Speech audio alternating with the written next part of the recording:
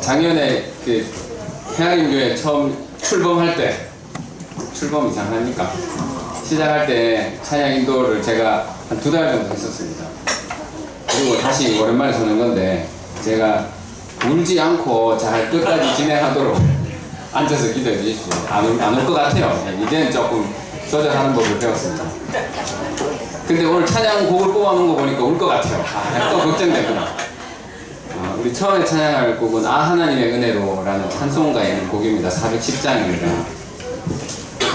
딱 펴놓으시고 우리 함께 잠깐 묵상하면서 기도하는 시간 가졌으면 좋겠습니다. 잠깐 우리 지난 일주일의 삶과 또 지난해 올해를 보내오면서 지내왔던 자신의 삶을 한번 돌아보시면서 잠시 회개하는 시간 가지도록 하겠습니다. 내가 하나님 앞에 바로 서 있는지, 내가 정결한 모습으로 하나님 앞에 서 있는지 한번 돌아보시는 시간 가졌으면 좋겠습니다. 너무나 연약하고 욕심 많고 죄 가운데 있는 게 너무 익숙해져 있는 여러분들, 또 나를 이렇게 돌아보시고 이 시간 오로지 주님만 바라보고 예배 가운데 왔다는 것을 고백하고 주님의 은혜가 아니었으면 이 자리에 없었다는 것을 고백하는 시간이 되었으면 좋겠습니다. 우리 잠깐은 기도하도록 하겠습니다.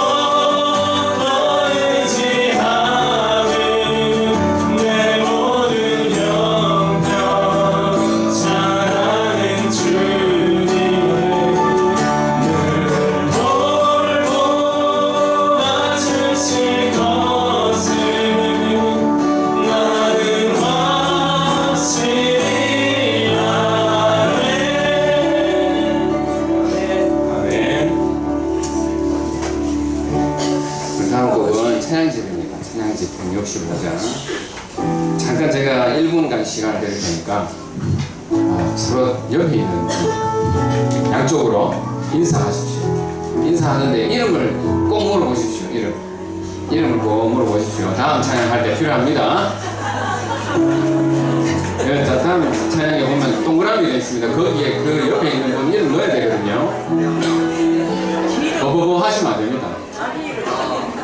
자기 이름은 아시니까. 자기 이름 모르시는 분 있습니까?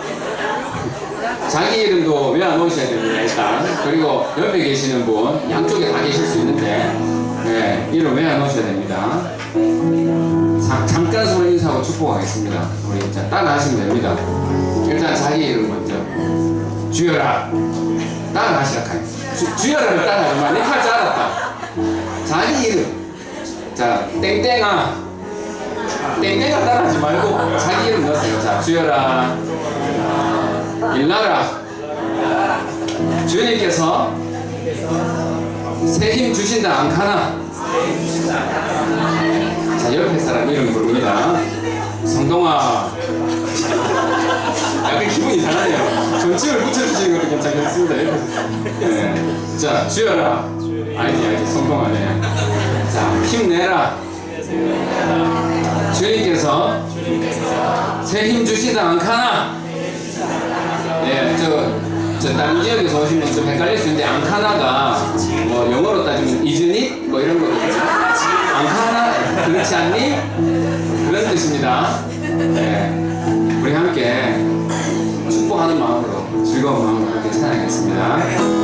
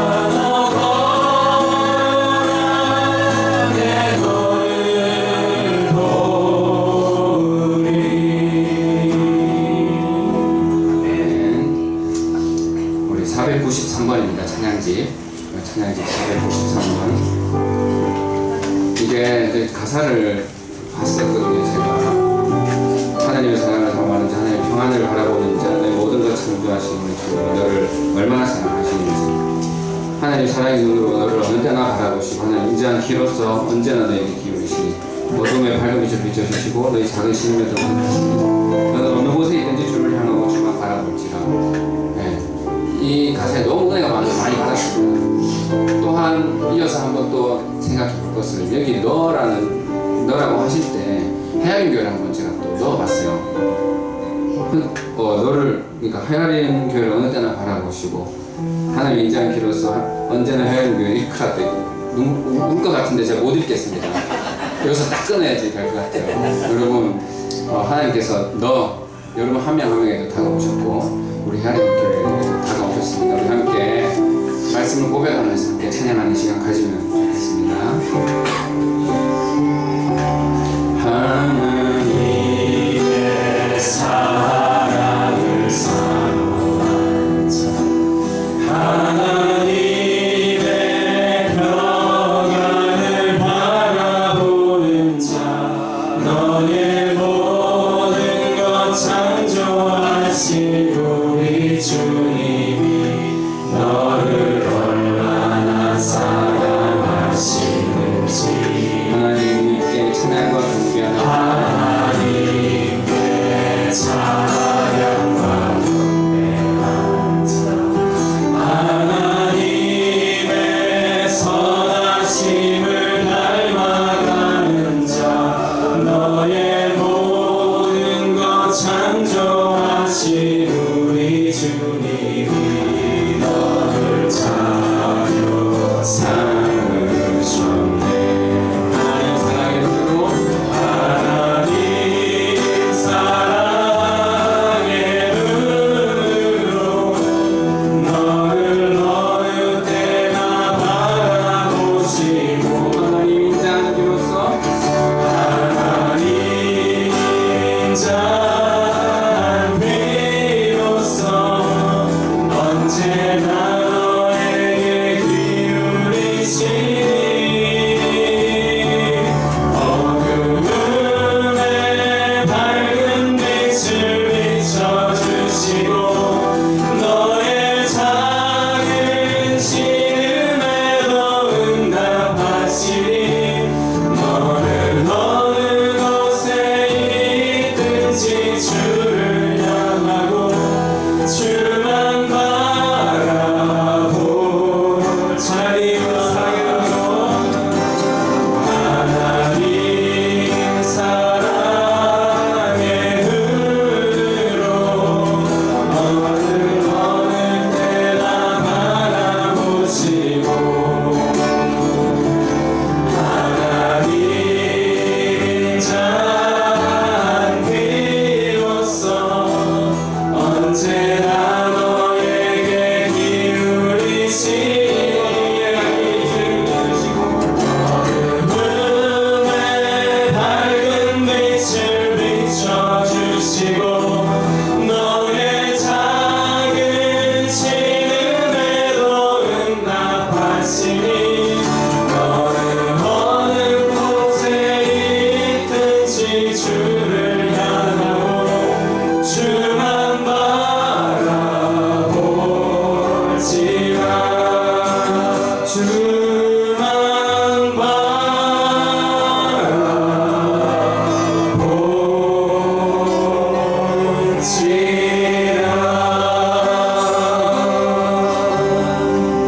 아멘. 예배드리겠습니다. 여호와 우리 주여, 주의 이름이 온 땅이 어찌 그리 아름다운지, 주의 영광이 하늘을 덮었나이다. 주의 손가락으로 만드신 주의 하늘과 주께서 베풀어 주신 달과 별들을 내가 보오니 사람이 무엇이기에 주께서 그를 생각하시며 인자가 무엇이기에 주께서 그를 돌보시나이까. 여호와 우리 주여, 주의 이름이 어찌 그리 아름다운지요. 아멘. 이 시간 자리에서 일어나셔서 왕이신 나의 하나님을 고백하며 찬양하도록 하겠습니다.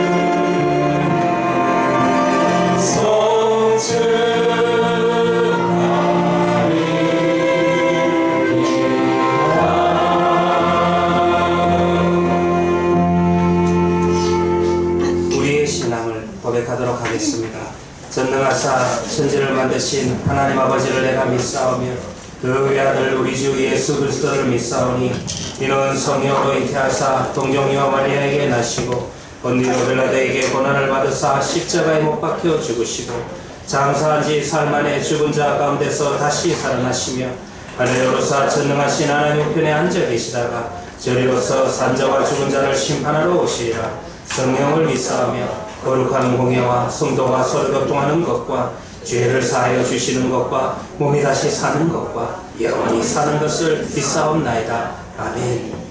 자리에 앉으시고 찬송가 80장 천지에 있는 이름주.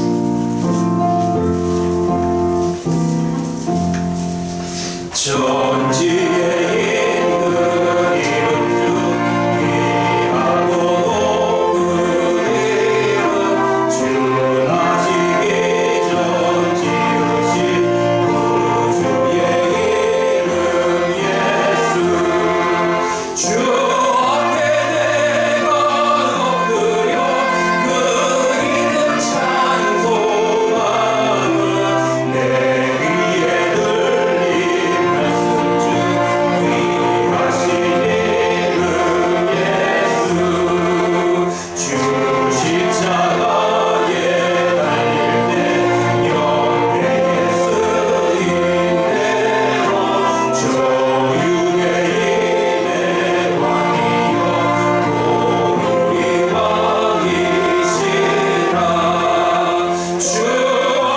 내가 엎드려 그 이름 찬송하며 내 귀에 들린 말씀 중 귀하신 이름 예수 지금도 살아계셔서 언제나 하시느니 나 같은 죄인 부르사 참 소망 주시도다 주 앞에 내가 엎드려 그 이름 찬송하며 내 귀에 들린 말씀 중 귀하신 이름 예수 주 예수께서 영원히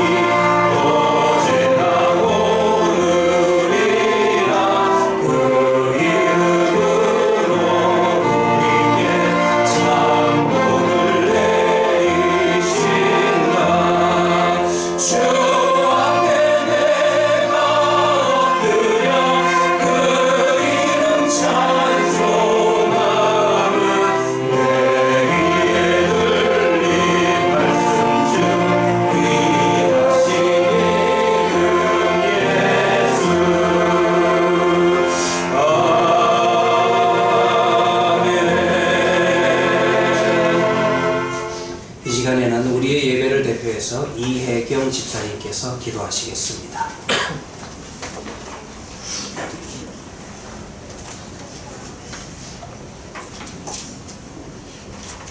기도드리겠습니다. 사랑이 많으신 하나님 아버지 감사합니다. 한 주간도 우리를 지킨다 하시고 우리의 부족함을 채워주시고 우리의 연약함을 강하게 하시는 주님께 감사와 경배를 드립니다. 주님께서 우리를 택하여 자녀 삼아주시고 주님의 전에 예배드리게 하시니 감사드립니다. 주님 이 시간 주님 앞에 고백합니다. 주님께서 우리를 사랑하여 주신 같이 저는 주님을 사랑하지 못했습니다. 이웃과 형제도 사랑하지 못했습니다. 하나님께 감사하는 삶보다 우리 입술은 이웃의 허물을, 우리 눈은 세상을 향하여 있었음을 고백합니다.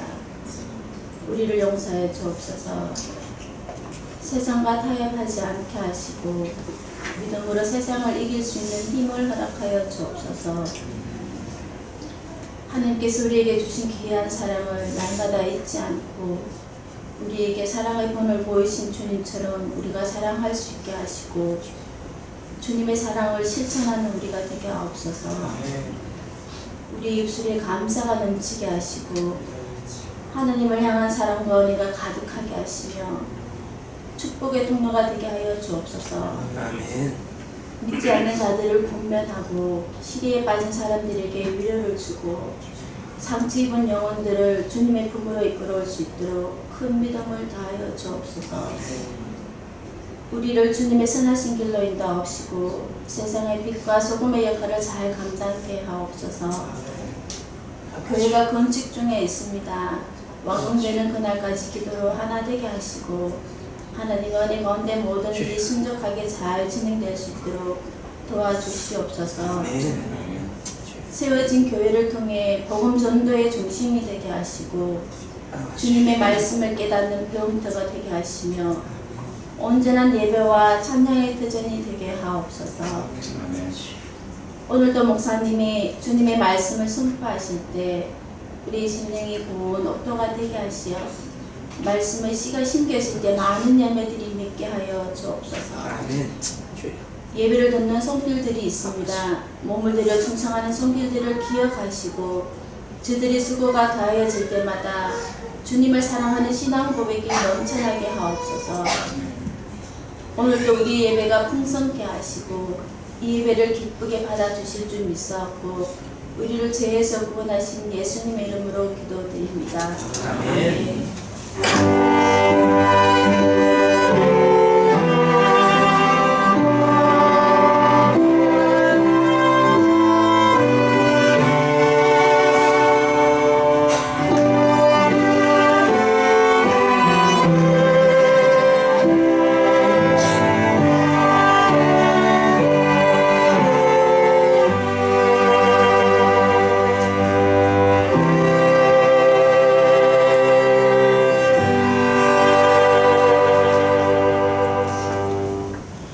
오늘 함께 나눌 하나님의 말씀은 구약성경 출애굽기 15장 22절 말씀부터 26절 말씀까지입니다.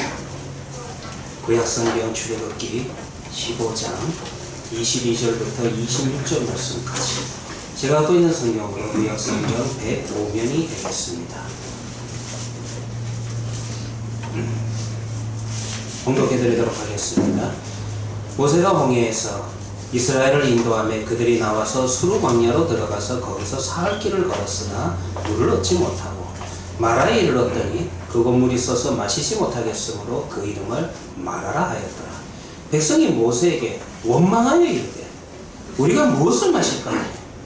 모세가 여호와께 부르짖었더니 여호와께서 그에게 한 나무를 가리키시니 그가 물에 던지니 물이 달게 되었더라. 거기서 여호와께서 그들을 위하여 법도와 율례를 정하시고 그들을 시험하실세. 이르시되 너희가 너희 하나님 나 여호와의 말을 들어 순종하고 내가 보기에 의를 행하며 내 계명에 귀를 기울이며 내 모든 규례를 지키면 내가 애굽 사람에게 내린 모든 질병 중 하나도 너희에게 내리지 아니하리니 나는 너희를 치료하는 여호와임이라. 아멘.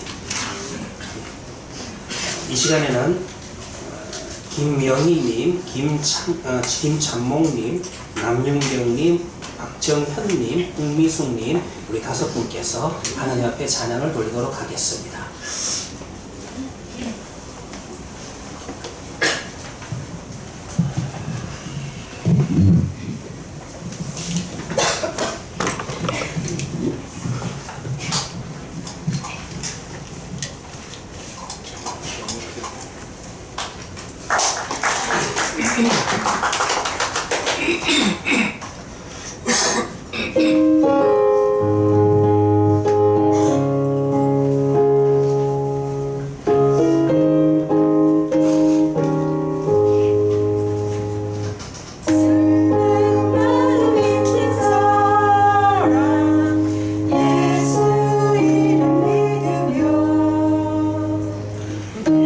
영원토록 변함없는 기쁨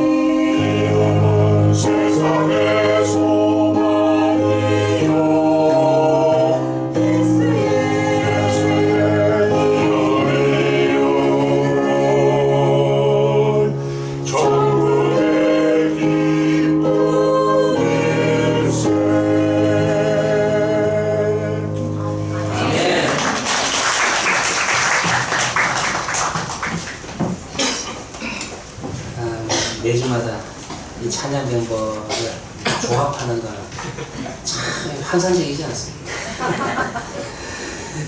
기도하도록 하겠습니다. 하나님 아버지 감사합니다. 예, 정말 예수의 이름은 내 삶에 우리의 인생 속에 소망입니다. 기쁨입니다. 정말로 우리가 길 다간 후에 주의 보좌 앞에 나가서 주님을 만날 때에 우리의 심령이 구원으로 인하여서 당신의 중재로 인하여서 즐거움과 기쁨과 희망이 넘치게 하여 주시옵소서. 하나님 아버지, 오늘 이 시간 말씀 앞에 섭니다. 우리에게 말씀하시고 또 한번 힘주시고 주의 말씀 붙들고 나아갈 수 있는 주의 성도들 되게 하여 주시옵소서. 예수님의 이름으로 기도합니다. 아멘. 예전에 살다 보면 노래를 부르고 또 춤을 추고 싶을 정도로 기쁜 그런 순간들이 있습니다. 그게 언제입니까? 마치 에메랄드빛 해변에서 너무나도 편안하게 석양을 바라볼 때입니다. 소위 말해서 우리의 인생이 잘 나갈 때, 우리가 하나님의 축복을 경험할 때, 정말 하나님의 기적을 체험할 때, 성공이 우리를 부르고 손짓을 할 때, 그때 우리는 정말 노래를 부르고 춤을 추고 싶어 합니다. 그러나 우리가 잘 알고 있다시피 이와 같은 노래가, 이와 같은 인생의 즐거움이 지속되지 못한다는데 우리 인생의 딜레마가 있다는 것입니다. 갑자기 한순간에 우리의 노래를 그치게 할 때가 있습니다. 춤을 추던 우리의 동작이 멈추어서고 그 손을 들어서 갑자기 우리의 가슴을 치게 하는 순간들이 있다는 것입니다. 가슴 아픈 고통이 한순간 기대하지 않게 우리의 삶과 우리의 삶의 장소에 응습할 때가 있다는 것입니다. 오늘 본문이 그러하죠. 오늘 본문을 볼 것 같으면 이 본문을 배경으로 한 이스라엘 백성들의 역사적 경험을 통해서 우리는 그 장면을 볼 수 있다는 것입니다. 사실요, 오늘 본문이 포함된 출애굽기 15장 1절은 이렇게 시작을 합니다. 한번 읽어드릴게요. 이때 모세와 이스라엘 자손이 이 노래로 여호와께 노래하니 일러스되 내가 여호와를 찬송하리니. 오늘 보면 15장을 볼 것 같으면 어떻게 시작을 하고 있습니까? 노래로 시작을 합니다. 정말 노래로 시작하고 있어요. 내가 여호와를 찬송하리니 그는 높고 영화로우신 하나님, 이렇게 하나님을 찬양하는 노래로서 출애굽기 15장이 시작되고 있다는 것입니다. 20절도 한번 볼까요? 20절을 볼 것 같으면 아론의 누이 선지자 미리암이 손에 소고를 잡으며 모든 여인이 그를 따라 나오며 소고를 잡고 춤을 추니. 자, 여러분들 지금 이 장면을 한번 생각해 보세요. 정말 너무나도 판타스틱하지 않습니까? 정말 인생이 멋지지 않습니까? 그러나 이 노래는 그렇게 오래 지속되지 않습니다. 이 춤은 그렇게 오래 지속되지 않습니다. 오늘 보면 출애굽기 15장 24절을 보시면 지금 백성들이 모세를 향해서 뭐를 한다고 기록되어 있습니까? 뭐를 했어요? 원망한다. 한순간 노래가 끊치고 그 속에서 탄식과 신음소리가 흘러나오기 시작을 합니다. 하나님을 원망하기 시작을 합니다. 하나님께서 세우신 지도자 모세를 원망하기 시작을 합니다. 그들의 마음속에는 이제 노래가 없어요. 그들의 이제 행동 속에선 춤이 없습니다. 그들의 마음속에 고통이 찾아온 것을 알 수가 있습니다. 그들의 동작은 그들의 가슴을 치기 시작을 합니다. 왜 이렇게 된 겁니까? 오늘 본문이 시작되는 22절을 볼 것 같으면 모세가 홍해에서 이스라엘을 인도하며 그들이 나와서 수르 광야에 들어가서 며칠 동안 길을 걸었습니까? 오랜 시간이 걸렸던 게 아니에요. 불과 사흘입니다. 사흘길을 행하였으니 지금 여러분들이 홍해 바다를 건너서 이스라엘 백성들이 지금 며칠을 건넜냐, 광야를 걸었냐면 사흘을 걸었다라고 성경은 그렇게 기록하고 있습니다. 그러니까 지금 노래를 부르고 춤을 춘지 사흘 만의 상황이 지금 역전되고 있는 것을 알 수가 있다는 것입니다. 왜 이런 상황에 처하게 되는 겁니까? 물을 얻지 못한 거예요. 광야에서 사막에서 물은 필수적일 수밖에 없습니다. 그런데 물을 얻지 못하고 목이 타는 갈증이 그들을 괴롭히고 있다라고 기록되어 있다는 것입니다. 예, 이해는 합니다. 이게요, 이스라엘 지역에서는, 팔레스타인 지역에서는 그들의 여건상 정말 고통입니다. 그래서 여러분들 누가복음 16장에 볼 것 같으면 거기에 부자와 나사로에 대한 이야기가 기록되어 있는데, 지옥에 가 있는 부자의 고통을 어떻게 표현했냐 하면은 손가락 끝에 물을 찍어서 내 혀를 좀 서늘하게 해달라, 그렇게 요청하는 장면이 기록되어 있습니다. 그들에게 있어서 목마름이라고 하는 것은 그들이 표현할 수 있는 가장 큰 육체의 고통이라는 것입니다. 그러니까 여러분들 성경을 기록할 때도 이 지옥의 고통을 어떻게 표현할까, 그 지옥의 고통 역시 목마름으로 표현하고 있다는 것입니다. 그러니까요, 반대로 이들은 정말 크신 하나님의 은혜와 하나님의 축복, 신의 축복을 어떻게 또 표현하냐 하면은 이 광야에서 그늘이 생기는 것, 그거를 신의 축복이라고 그렇게 표현을 하는 겁니다. 그래서 여러분들 출애굽기에 볼 것 같으면 하나님께서 낮에 그들이 길을 행할 때 구름 기둥을 만들었다. 우리가 생각할 때 여러분들 구름 기둥이 별거 아닌 것 같지만은 그 구름 기둥을 통하여서 그늘이 만들어졌다. 그들이 체험할 수 있는 이 땅을 살아가는 데 있어서 하나님의 크신 축복을 기억할 때 그늘이 생기는 것으로 기억을 하는 거예요. 그래서 여러분들 요나서도 마찬가지예요. 요나서에 볼 것 같으면 뭐 정확하게는 박넝쿨은 아니지만은 박넝쿨이 생겨가지고 그늘이 생겼어요. 그래서 선지자가 그늘이 생긴 것 때문에 하나님을 찬양하죠.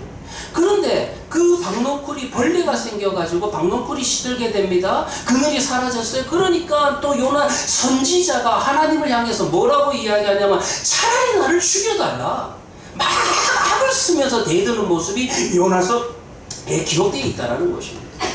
우리 생각엔 좀 이해가 안 되죠. 뭐 박넝쿨 그늘 그거 하나 때문에 이렇게까지 이야기를 할 수, 이렇게 입장이 변할 수가 있을까? 왜냐하면 요나 선지자가 생각할 때는 하나님께서 복을 주셨다가 그 복을 거두었다, 그 복을 뺏어갔다, 이렇게 생각을 하니까 하나님을 향해서 원망하고 대들기 시작을 한다는 것입니다. 자, 아무튼 그들은 지금 오늘 본문을 볼 것 같으면 마라라고 하는 장소에 도달을 합니다. 이 지명조차도 후대에 붙인 이름입니다. 원래 마라라고 하는 것은 히브리어로 마르라고 하는, 마르는 비르라고 하는 뜻을 가지고 있습니다. 쓰다라는 그런 뜻이에요. 이 형용사인데 여기에다가 뒤에 아라고 하는 발음을 붙이면은 여성형 명사가 돼요. 히브리어에서 모든 지명, 특별히 지역을 뜻할 때는 항상 남성형 명사를 쓰는 게 아니라 여성형 명사를 쓰고 있다는 것입니다. 자, 여기 아무튼 이와 같이 마라라고 하는 지명은 나중에 붙인 이름이고, 지금 이스라엘 백성들이 홍해 바다를 건너서 하루에 약 한 20km씩 행군했다고 생각하면은 사흘을 지났으니까 약 한 60km를 지났을 것입니다. 그런데 그곳에서 물을 얻지 못하는 것입니다. 아니, 좀 더 정확하게 말하자면 물이 있기는 있는데 너무 이 물이 써서 마실 수가 없는 거예요. 사람들은 아마 목타는 갈증 때문에 이 물도 마셨을 겁니다. 그런데 너무 쓴 물이라서 그 물을 토해낼 수밖에 없었다는 것입니다.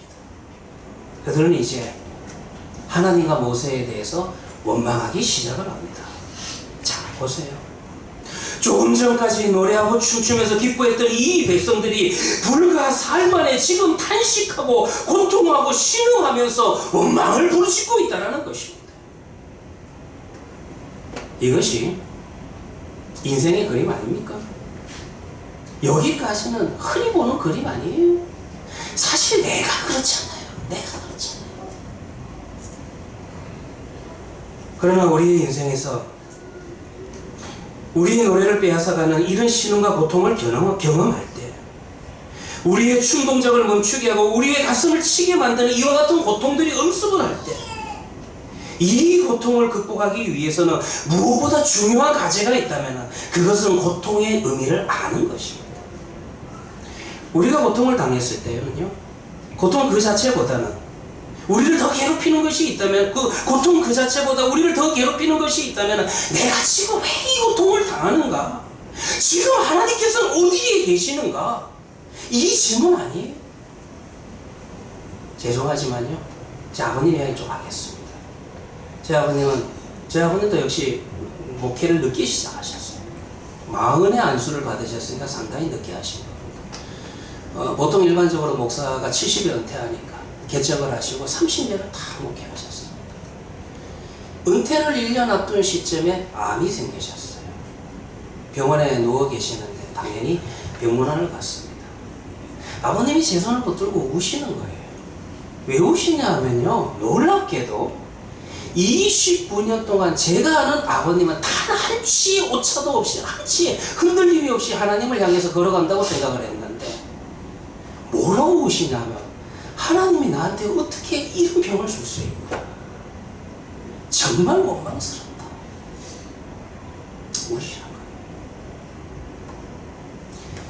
시편을 읽어보면 시편의 시인들의 탄식도 여기에서 시작합니다. 시인들이 탄식하는 것은 그들이 지금 내가 왜 이런 형편, 이런 어려움에 빠져 있는가, 그 상황과 형편 때문에 탄식하는 것이 아니라 하나님의 부재하심에 대해서 탄식한다는 거예요. 하나님이 어디 계시는가? 도대체 하나님이 나를 버린 것은 아닐까? 이 지점에서 그들의 눈물과 그들의 탄식이 시작되는 것입니다. 사랑하는 성도님들이요, 우리가 고통의 의미를 모르고 고통을 당할 때는 그것이 훨씬 더 깊이 있게 우리를 괴롭힐 수밖에 없습니다. 만약에 우리가 그런데 고통을 당한다 할지라도 내가 이 고통의 의미를 안다면, 하나님께서 나를 이와 같은 상황으로 몰아넣으신 하나님의 의도와 목적을 안다면 우리는 이 고통 속에서 견뎌나갈 수가 있다는 것입니다. 버텨나갈 수가 있다는 것입니다. 이 고통을 극복해 나갈 수가 있다는 것입니다. 그래서요, 이 고통의 의미를 아는 것, 이것처럼 우리가 고통이 우리의 삶의 장소에 찾아올 때 중요한 과제는 없다라는 것입니다. 그러면 다시 한번 생각해 봅시다. 고통의 의미는 도대체 무엇입니까? 왜 하나님은 하나님의 백성들에게, 하나님을 사랑하는 사람들에게, 하나님의 자녀들에게도 이와 같은 고통을 허락하시는 겁니까? 이 고통의 의미가 도대체 무엇입니까? 오늘 본문을 볼 것 같으면 하나님은요, 이 고통을 통해서 내가 너를 시험한다, 시험한다, 그렇게 이야기하세요. 이렇게 이야기하면 좀 이해가 안 되죠? 아니, 하나님께서 시험하신다니, 내가 성경을 읽어보니까 성경 중에는 하나님께서는 시험하지 아니한다라는 말씀이 분명히 있는데 어떻게 하나님께서 하나님의 자녀를 시험한다라고 이야기할 수 있다는 말인가? 예, 그분들은요, 성경을 좀 많이 읽으신 분들이에요. 그 어디에 나오냐면요, 야고보서 1장에 나옵니다. 야고보서 1장 13절 한번 읽어드릴게요. 사람이 시험을 받을 때 내가 하나님께 시험을 받는다 하지 말지니, 하나님은 악에게 시험을 받지도 아니하시고 친히 아무도 시험하시지 아니하시느니라. 하나님은 친히 아무도 시험하지 않는다. 자, 사실 이 야고보서 1장의 말씀도 중요할 게 참 많은 내용인데 오늘 본문과 관련해서 간단하게만 좀 이야기하겠습니다. 여기에서 여러분들 시험이라는 단어는 한국말로는 똑같이 오늘 출애굽기의 본문에도 시험이라는 단어가 나오고, 그 다음에 야고보서 1장 13절에도 시험이라는 단어가 나옵니다. 그런데 좀 달라요. 영어 성경이 좀 더 정확하게 번역을 했는데, 여러분들이 영어 성경을 찾아보시면 이 단어를 temptation이라 유혹이라고 하는 단어로 번역하고 있는 것을 알 수가 있다는 것입니다. 유혹은 어떤 의미예요? 우리가 생각할 때 시험과 유혹은 다릅니다. 유혹이라고 하는 것은 그 사람을 무너뜨리기 위해서, 그 사람을 파괴하기 위해서 파괴적 의미를 가지고 있는 것이 유혹이라는 것이에요. 그래서 바로 이런 거예요. 야고보서 1장 13절의 말씀은 하나님께서는 우리를 시험하시는데 하나님께서는 절대로 우리를 파괴적인 의미를 가지고서, 그런 의도를 가지고서는 시험하지 않는다, 그 말씀을 하시고 있다는 것입니다. 그런데요, 하나님께서는 또 다른 의도로서 우리를 시험할 수가 있습니다. 그것은 뭐냐 하면은 교육적인 의미로는 하나님께서 우리를 얼마든지 시험할 수 있다는 것입니다.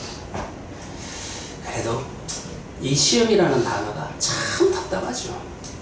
갑자기 여러분 학교 졸업하신 지 오래되신 분도 많을 건데 시험이라는 단어 딱 나오면 가슴이 답답해지는 분들이 있을 겁니다. 그래도 여러분들 생각해보고 돌이켜보면은요, 생각나는 은사님이 있는데 역시 그 은사님들이 왜 생각나냐 하면은 좀 지독했기 때문에. 왜 지독하냐 하면은 시험을 많이 치셨기 때문에. 그래서 여러분들 생각이 나는 것 같아요. 저는 두 분이 생각이 나는데요. 초등학교 4학년 때 담임선생님이 기억납니다. 왜 초등학교 4학년 때 여선생님이셨는데 담임선생님이 기억나냐면 이 선생님은 학교에 오면 매일 아침 8시에 시험을 치셨어요. 그것도 25문제씩. 그러니까 매일 아침마다 시험으로 시작을 했습니다. 그러니 여러분들 그 인생 그때 당시에 그 1년의 삶이 얼마나 제 삶에 제 가슴에 새겨졌는지 지금 50이 넘어도 생각이 나요. 또 한 번 생각이 더 나는데요. 제가 신학교 다닐 때 신약을 가르쳐 주셨던 제 은사님이 생각이 납니다. 닥터 뉴만이라고 하신 아주 유명하신 분이셨는데 이 은사님은 원래 나사에서 근무하셨던 천문학 박사셨습니다. 그런데 회심하고 난 다음에 신학을 공부하시고 이제 신학교의 교수님이 되셨습니다. 근데 역시 이분은 과학자라서 그런지 몰라도 원래 여러분들 그 신학교의 시험은 객관식이 잘 없습니다. 왜냐하면 주관식으로 주로 어떻게 생각하냐라고 이와 같이 풀어내는 논술형 시험이 많아요. 그런데 이분은요 항상 여러분들 객관식으로 시험을 치시는데 어떻게 객관식으로 시험을 치냐면 문제를 100문제를 냅니다.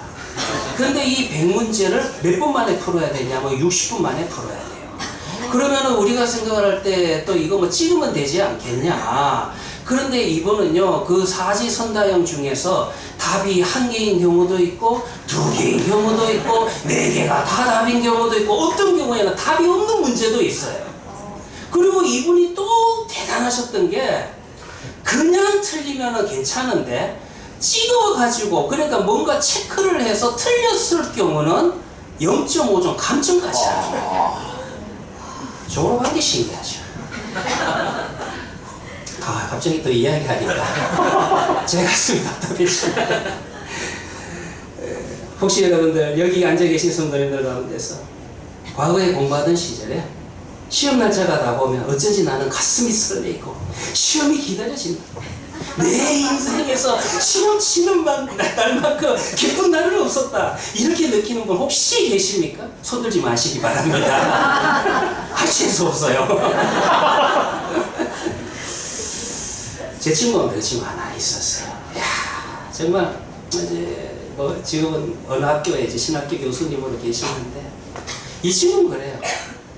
영화관을 갔는데 영화를 보는데 그 재미있는 영화를 보는데 재미가 없대요. 그러면서 옆에 앉아가지고 그 어두운데도 불구하고 독일어로 된 그 신학책을 앉아서 꺼내서 읽기 시작하는 거예요. 제가 볼 때는 인간이 아닙니다. 자, 그럼에도 불구하고요. 우리가 여러분들 시험이라는 게 필요 없어. 시험 없애자. 학교에서 시험 없애자. 이건 아니죠. 시험이 필요하다는 사실을 부정할 사람은 없습니다. 왜 그런가요?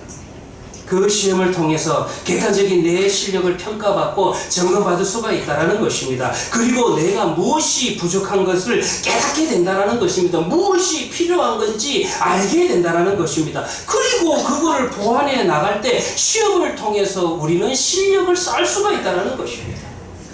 그래서요, 하나님 역시 그가 사랑하시는 하나님의 자녀들에게 시험을 허락하신다는 것입니다. 오늘 본문의 시험은 그런 의미의 시험입니다. 24절을 다시 한번 읽어볼까요? 모세가 여호와께 부르짖었더니 여호와께서 그에게 한 나무를 가리키시니 그가 물에 던지니 물이 달게 되었더라. 거기서 여호와께서 그들을 위하여 법도와 율례를 정하시고 그들을 시험하실 때 이 구절에서 번역된 히브리어는 나흐라는 단어인데 이 단어는 확실하게 테스트라는 의미를 가지고 있습니다. 그래서 테스트라는 의미로 번역을 하고요. 그리고 또 어떤 의미를 가지고 있냐면 프루브라고 하는 증명하다, 입증하다라고 하는 그런 의미를 가지고 있는 단어라는 것입니다. 그리고 여러분들 오늘 24절에서 우리가 주목해야 될 게 있어요. 뭐냐 하면은요, 하나님은 이 마라의 사건, 이 사건을 통해서 법도와 율례를 정하셨다는 거예요. 자, 무슨 의미입니까? 하나님께서 지금 어떤 의미를 가지고 어떤 의도를 가지고 오늘 본문의 사건에서 당신의 백성들을 시험하고 있다는 것입니까? 자, 여러분들 오늘 아까 말씀드렸다시피 출애굽기 15장이 어떻게 시작된다고 말씀을 드렸습니까? 노래로서 춤으로서 시작된다 그렇게 말씀을 드렸죠. 그리고 이 15장 전의 사건이 어떤 사건이냐면 여러분들이 14장을 보면은 이런 사건이 기록되어 있습니다. 14장에는요 그 유명한 홍해 바다가 갈라지는 사건이 14장에 기록되어 있어요. 자, 홍해 바다 앞에서 죽을 줄 알았던 이스라엘 백성들이 부르짖었더니 하나님께서 홍해 바다를 갈라주신 겁니다. 그야말로 기적이 일어난 겁니다. 그들은 홍해를 육지처럼 건너갔습니다. 하나님의 기적을 눈으로 보고 경험한 거예요. 와, 하나님의 놀라운 축복을 경험한 겁니다. 그러니 여러분들 춤추지 않을 수가 없겠죠? 그러니 여러분들 목소리를 높여서 하나님 땡큐 노래할 수밖에 없는 거죠. 죽은 가운데서 살아났고 쫓아오던 바로의 군사들이 그야말로 물속에서 다 장사되었으니 하나님의 기적을 보았던 이 백성들이 지금 춤을 추고 노래하면서 하나님의 이름을 부르며 찬양하는 겁니다. 그런데요 사흘이 지나서 하나님은 상황을 바꾸셨습니다. 하나님이 바꾸신 거예요. 자, 물이 타는 갈증 속에서 가까스로 물을 마셨지만은 토해낼 수밖에 없는 쓴물이었다라는 거예요. 생각해 봅시다. 왜 하나님께서 이런 상황을 허용하셨을까? 하나님의 의도가 뭘까요? 하나님의 의도가 뭘까요? 너희들 내가 사흘 전에 내 기적을 보고 찬양을 했지. 그리고 감사했지. 근데 내가 너희들을 좀 시험하고 싶어. 그것이 뭐냐 하면은 기적이 일어나지 않을 때도 찬양할 수 있겠어? 너희들은 내가 너희들에게 베푼 축복 때문에 찬양했고 감사했고 나를 사랑한다고 고백했지.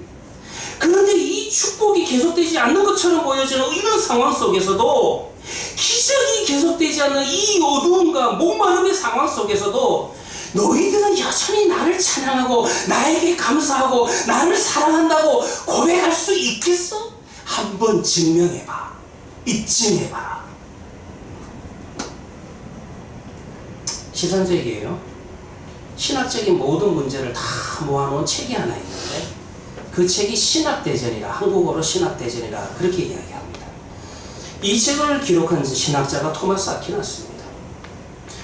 이 토마스 아퀴나스의 설교를 보면은요, 그가 참 자주 사용했던 용어가 있습니다. 어떤 용어를 사용하냐면 하나님을 사랑하는 백성들 가운데는 두 가지 종류가 있다. 하나는 자기를 사랑하기 때문에 하나님을 사랑한다. 또 다른 하나는 하나님을 사랑하기 때문에 하나님을 사랑한다. 당신은요 13세기니까 세상의 권력과 교회의 권력이 밀접하게 연결이 되어 있기 때문에 이게 분리되지 않는 혼란스러운 그런 상황이었습니다. 그래서 여러분들이 이 말이 무슨 말이냐면 자기를 사랑하기 때문에 하나님을 사랑한다라는 이 말의 의미는 내가 신앙을 가지는 것이 내가 물질적으로 유익하니까 부를 누리는데 유익하기 때문에 교회를 다니는 것이 훨씬 더 유익하기 때문에 그렇게 판단하는 사람이 바로 이런 사람이라는 것입니다. 그래서 이 사람들은요 하나님을 사랑하는 것 같지만 실질적으로는 하나님을 사랑하는 게 아니라 자기 자신을 사랑한다 그렇게 이야기하는 거예요. 근데 솔직하게 이야기합시다. 이 토마스 아퀴나스의 말을 가지고 좀 솔직하게 이야기합시다. 솔직히 이야기하면요 우리 비판하지 말아야 될 것은 우리의 신앙생활이 우리의 믿음이 사실 이 지점에서 출발을 합니다. 그 자체가 나쁜 건 아니에요. 이렇게 사실 시작을 하죠. 솔직히 이야기해서요 저도 이런 분들 많이 압니다. 학창시절에 교회 교자도 모르는 내 친구가 교회 가자. 왜 우리 교회 가면 예쁜 여학생이 있어. 그래가지고 교회 가가지고 쭉 신앙생활 하다가 중직자가 되신 분 제가 굉장히 많이 알아요. 그런데요 토마스 아퀴나스가 강조하고 싶은 건 이런 이야기입니다. 그 차원에서 계속 신앙이 머물러 있어서는 안 된다는 거예요. 처음에는 그렇게 시작할지 모르지만은 내가 그 속에서 하나님을 경험했더니 하나님을 점점 알아가게 되었더니 말씀을 통해서 하나님과 함께 인생의 길을 걸어가게 되었더니 그 하나님 자체가 너무 좋은 거예요. 그때 절로 나오는 노래가 이런 거 아닙니까? 구주를 생각만 해도 내 맘이 좋거라. 구주를 생각만 해도 내 맘이 좋거라. 그 얼굴 배울 때야 얼마나 좋으랴. 우리가 부부로서 남편과 아내가 남자와 한 여자가 만났을 때 조건이 없을 수는 없습니다. 조건이 없을 수는 없어요. 이거 솔직하게 이야기합시다. 저도 사실 제 안에 좋아하게 된 게 신학교 다닐 때 영어 설교 시간이 있었습니다. 제일 무서운 시간이 여러분들 영어 설교 시간이에요. 왜냐하면 저는 일세니까 이게 20분 설교를 하는데 교수님들이 다 앉아 계시는데 다 전부 다 페이퍼 들고 이게 영어로 설교하려고 하니까 한국어로도 20분 설교하면 쉽지 않잖아요. 근데 영어로 하려니까 너무 힘들어요. 그리고 뭐 발음도 안 좋고 제 아내가 너무 불쌍했는지 하면 안 되는데 불쌍했는지 좀 발음 교정해주겠다 도와주겠다고 영어 설교 연습하다가 그러다가 제가 참 깊은 감정에 빠진 거예요. 자, 남자와 한 여자가 만났을 때 조건이 없을 수는 없습니다. 내가 저 남자를 만나면 저 여자와 결혼하면 내 인생이 훨씬 더 행복해지겠다. 이런 판단 때문에 상대방을 내 배우자로 선택하고 결혼에 골인해서 결혼 생활을 시작하게 된다는 것입니다. 그런데 항상 여러분들 이 단계에서만 머물러 있으면 안 되죠. 부부 간의 인격적인 관계가 발전해 가야 되는 거죠. 그래서 이제는 정말 살다 보니까 조건이 없는 그저 내 남편이 그저 재미있는 그저 내 아내가 그저 좋은 이런 인격적인 사랑의 관계로 발전해 나가야만 된다는 것입니다.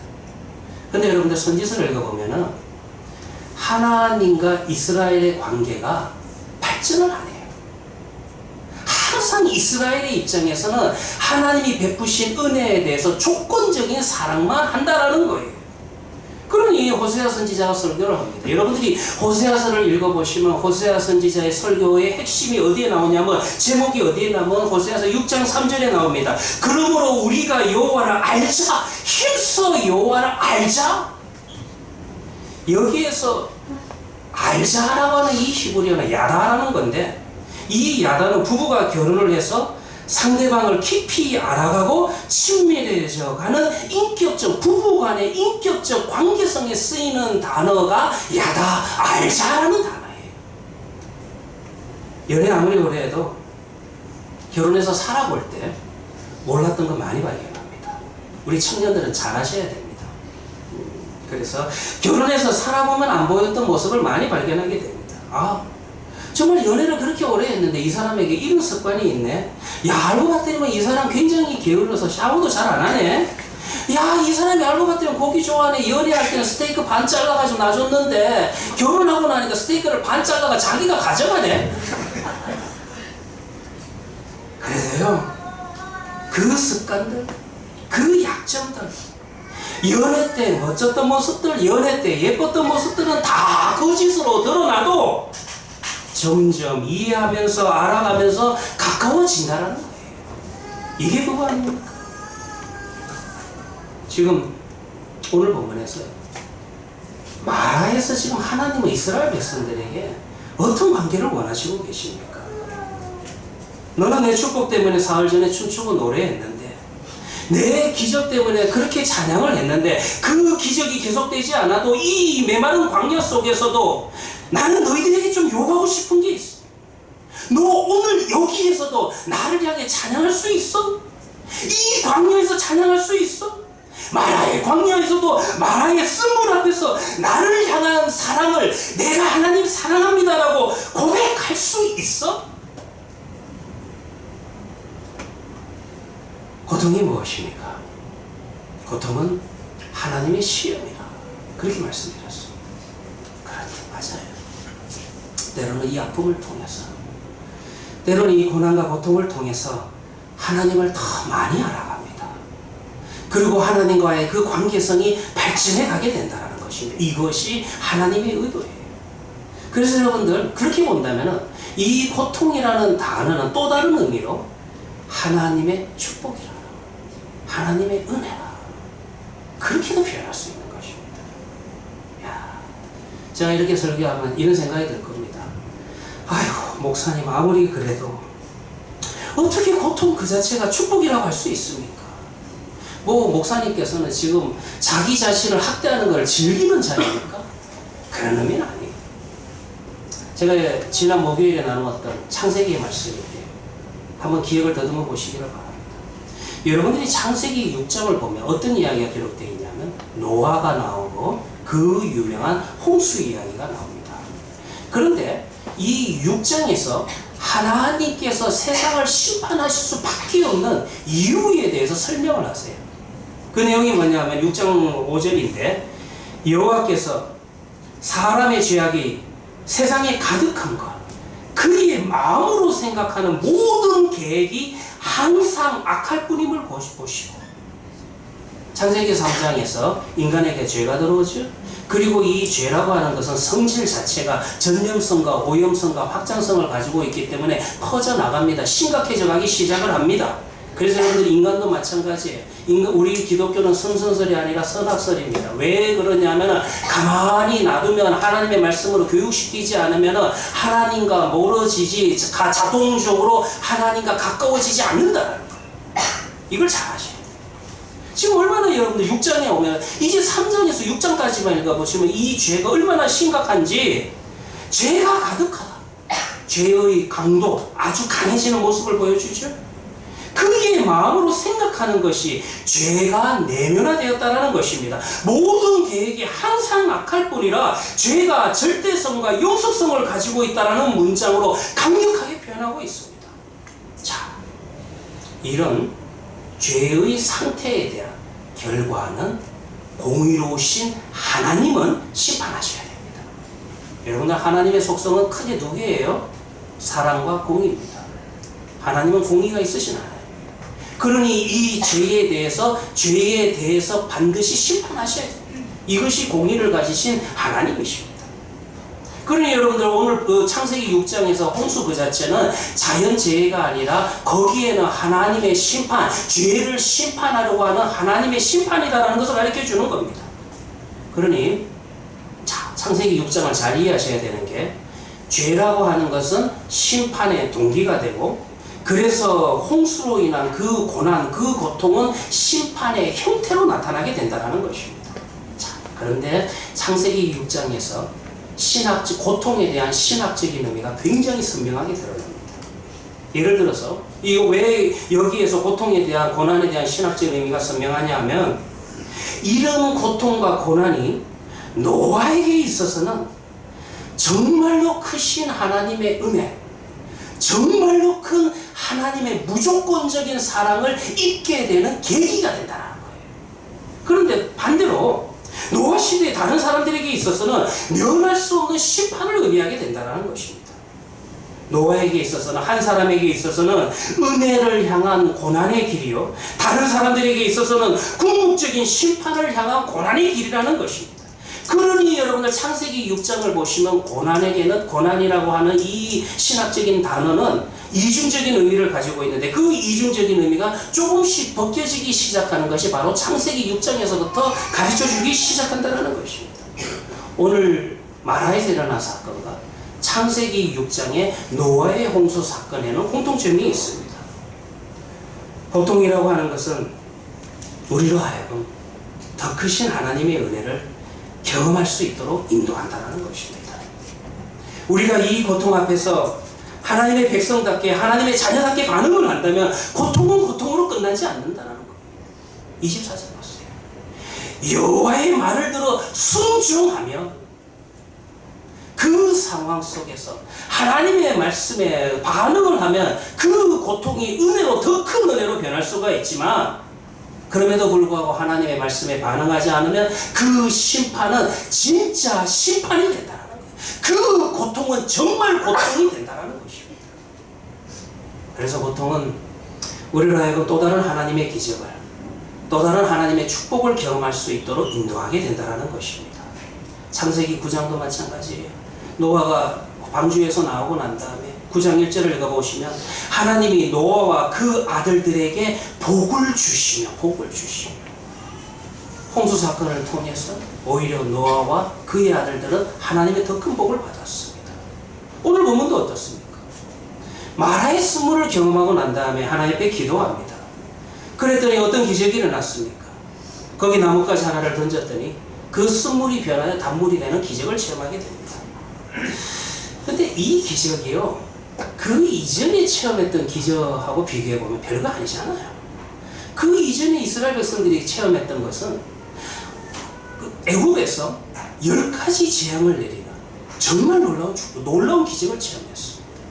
그리고 여러분들 바로 얼마 전 며칠 전에 홍해가 갈라지는 기적을 체험했어요.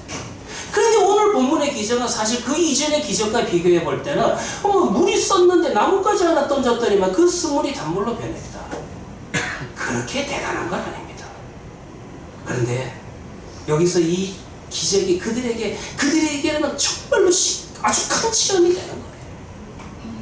솔직히 그 단물을 마셨어요. 목말랐는데 단물을 마셨을 때 그 물이 얼마나 달았을까요? 정말 달지 않았을까요? 여러분 한번 이런 생각해 보시기 바랍니다. 이스라엘 백성들이 처음부터 단물을 계속 마시고 있었다면 지금 여기에서도 물을 발견했을 때 그렇게 기쁘지 않았을 겁니다. 그렇게 감사하지 않았을 겁니다. 그런데 조금 전까지 목이 말랐고 쓴물을 맞고 왔기 때문에 마실 수 없어서 토해냈기 때문에 그리고 난 다음에 마신 이 물이 정말 달았다는 거예요.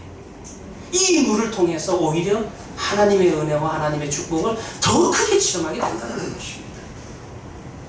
슬픔이 없이 기쁨의 의미를 알 수 있겠습니까? 이별의 쓰라림이 없이 우리는 만남의 감격을 알 수가 없습니다. 상실의 고통, 잃어버리는 고통이 없이 소유하고 있는 행복을 우리가 알 수가 없다는 것입니다. 이런 이야기를 한번 읽어봤습니다. 제가 루브르 박물관에 유학 시즌 몇 번 간 적이 있습니다. 제가 가고 싶어 간 건 아니고요. 친구들이나 아는 분들이 이렇게 네덜란드로 놀러 왔습니다. 그러면 이제 네덜란드 암스테르담에 가서 구경하면 좋겠구만. 여러분들 이상해요. 네덜란드로 놀러 온 사람들 네덜란드에서는 별로 보려 하지 않고 저 밑에 뭐 프랑스나 독일 쪽으로 가서 구경을 하려 합니다. 그러다 보니까 이제 손님들 올 때마다 프랑스 파리가 한 4시간 정도 운전해서 갔기 때문에 자주 왔던 것 같아요. 한 4-5번 간 것 같은데 루브르 박물관에 갑니다. 루브르 박물관에 가면은 사람들이 바글바글 서 있는 곳이 2군데가 있어요. 그 중에 하나가 비너스 상류, 그 중에 하나가 레오나르도 다빈치가 그린 모나리자 상 앞에 바글바글 모여 있어요. 볼 수가 없을 정도예요. 근데 제가 흥미로운 글을 하나 봤는데요. 사실 이 모나리자 그림이 그렇게 유명한 게 아니었답니다. 어떤 계기가 있었는데 1911년 8월 22일에 루브르 박물관에서 이 모나리자 그림이 도둑맞은 겁니다. 근데 그때까지만 해도 솔직하게 이야기해서는 이 그림이 없어진지도 몰랐대요. 그렇게 유명하지도 않았고, 그리고 그 루브르 박물관 안에는 예술작품을 전시하는 방이 거의 400개가 넘게 있는데 그때 당시만 해도 일하는 사람이 200명밖에 안 됐으니까 방마다 사람이 있지 않았으니까 또 그리고 방을 자주 바꿨기 때문에 이 그림이 있었는지 없었는지도 몰랐답니다. 그런데 아무튼 그래도 레오나르도 다빈치가 그린 거니까 찾아야 되겠다. 그래서 찾다가 생각을 해보니까 그때 당시 신문이 생긴 지가 얼마 안 됐는데 신문에다가 광고를 했답니다. 우리가 지금 레오나르도 다빈치가 그린 이 모나리자라고 하는 그림을 찾고 있습니다 라고 광고를 했는데 그것 때문에요. 신문에서는 어떻게 광고가 났냐면 레오나르도 다빈치의 모나리자가 없었다. 그래서 이제 더 이상 루브르 박물관에는 신비의 미소를 볼 수 없다라는 기자가 글을 한 줄 썼대요. 그때부터 모나리자의 상이 신비의 미소가 돼버렸답니다. 그런데 그 다음날 이 신문에 광고가 나가고 난 다음에 놀랍게도 사람들이 더 많이 왔답니다. 그리고 그 사람들이 와서 어디를 가냐면 전부 다 모나리자 상이 걸려있던 그 장소로 가더라는 거예요. 왜? 진짜 지금 모나리자 사업은 도둑 맞아서 없는데 그 비어있는 그 공간을 보기 위해서 이전보다 더 많은 관광객이 루브르 박물관을 찾아왔다라는 기사를 읽은 적이 있다는 것입니다. 이런 이야기를 읽어보면요, 분실되었을 때 비로소 소중함을 알게 된다는 것입니다. 때로는 이 고통 때문에, 이 고난 때문에 우리의 축복은 비로소 축복으로 다가올 수 있다는 것입니다. 그리고 그 장소에서 우리는 하나님을 생생하게 경험을 합니다. 애굽에서 10가지 재앙을 내리시는 능력의 그 장소보다, 홍해를 가르는 기적의 그 장소보다 마라의 쓴물이 하나님을 더 생생하게 선명하게 만나게 한다는 것입니다. 말씀이신 하나님의 실체를 만나게 된다는 것입니다. 그곳에서 여호와 라파, 치료하시는 하나님을 만나는 거예요. 증량할 수 없는 그 크신 하나님의 사랑, 하늘을 두루마리 삼고 바다를 먹물 삼아도 기록할 수 없는 하나님의 사랑을 체험하게 되는 것입니다. 사랑하는 성도님들이요, 출애굽에서 일어난, 애굽에서 일어났던 그 구원 사건은 믿음의 종착역이 아니라 출발역입니다. 오히려 여러분도 오늘 15장 이 마라가 종착역입니다. 왜요? 오히려 여기 와서 이 마라에서 여호와를 알게 된다는 것입니다. 여호와 라파를 알게 된다는 것입니다. 모든 치유와 모든 회복이 하나님께 있다.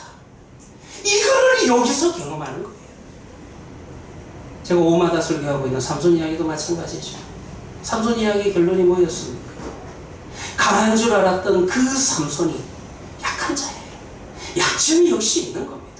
그러나 그 약점이, 그렇게 약해진 사람이 다시 전부 다 비교할 수 없을 정도로 강해지는 이야기가 삼손 이야기의 마지막 장면이 아니었습니까? 그 목마름의 고통 속에서, 마실 수 없는 쓴물 앞에서 우리는 우리의 인생을 이끌어가는 법도가 무엇인지, 율례가 무엇인지 알게 된다는 것입니다. 법도와 율례가 무엇입니까? 법도와 율례가 무엇입니까? 예수께서 대답하여 이르시되, 사람이 떡으로만 살 것이 아니요 하나님의 입으로 나오는 모든 말씀으로 살 것이라. 고통은 우리의 삶 속에 하나님의 말씀이 하나님의 약속으로 믿게 합니다. 이것이 고통입니다. 기도하도록 하겠습니다. 하나님, 참 우리의 인생이 힘들고 어렵습니다. 우리 자신의 힘을 가지고 극복하기에는 너무나도 힘든 것이 우리의 인생이에요. 우리는 노래 부르지 못하고 신음하고 탄식합니다. 원망하고 불평합니다. 주여, 이 시간에 이 말씀을 통해서 의미를 알게 하시고 가르쳐 주시옵소서. 우리 가운데 임하셔서 우리의 인생을 바꾸어 주시는 놀라운 하나님의 사랑을 확인할 수 있도록 도와주시옵소서.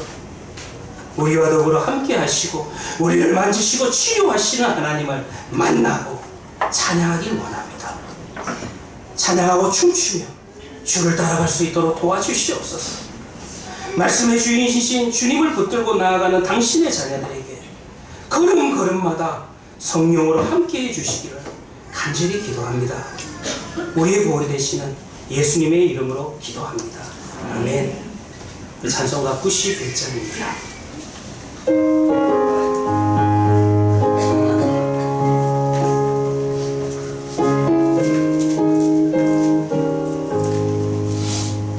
슬픈 마음 있는 사람 예수 이름 믿으며 영원토록 변함없는 기쁜 마음 얻으리. 예수